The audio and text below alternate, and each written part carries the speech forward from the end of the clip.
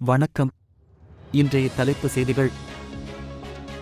இலங்கை கடற்படையினரால் கைது செய்யப்பட்டுள்ள 8 மீனவர்களையும் அவர்களது மீன்பிடி படகையும் பாதுகாப்பாக மீட்டுக்கொண்டு வரவும் மீனவர்கள் பிரச்சினைகளை கையாள்வதில் இலங்கை அதிகாரிகளுடன் உரிய தூதரக நடவடிக்கைகளை முன்னெடுக்க வலியுறுத்தியும் மத்திய அமைச்சர் ஜெய்சங்கருக்கு முதல்வர் ஸ்டாலின் கடிதம் எழுதியுள்ளார்.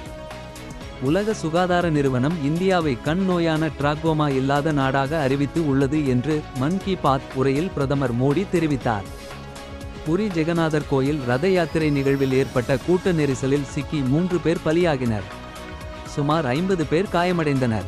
ஸ்ரீ குந்திச்சா கோயில் அருகே நேற்று ஞாயிற்றுக்கிழமை அதிகாலை 4 மணியளவில் இந்த துயரச் சம்பவம் நிகழ்ந்துள்ளது. இலங்கையில் இருந்து சட்டவிரோதமாக தமிழகத்தில் ஊடுருவ முயன்ற 3 பேர் கைது செய்யப்பட்டனர்.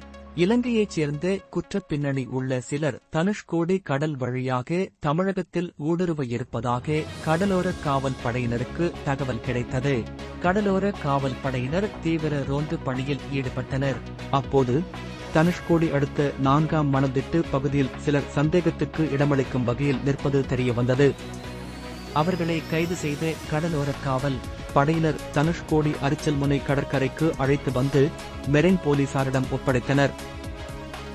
தமிழக வெற்றிக் கழகத்துக்கு ஒவ்வொரு தொகுதியிலும் 2 லட்சம் வாக்குகள் உள்ளதால் விஜய் தமிழக முதல்வராவது உறுதி என்று அக்கட்சியின் பொதுச் செயலாளர் ஆனந்த் கூறினார். விசாரணைக்கு சென்ற கோயில் காவலாளி மரணம். திருப்புவனம் காவல் நிலையத்தில் உறவினர்கள் போராட்டம். 6 போலீசார் சஸ்பெண்ட். மேலும் விரிவான செய்திகளுக்கு அரசியல் ராஜ்யம் மின்னிதழை படியுங்கள்.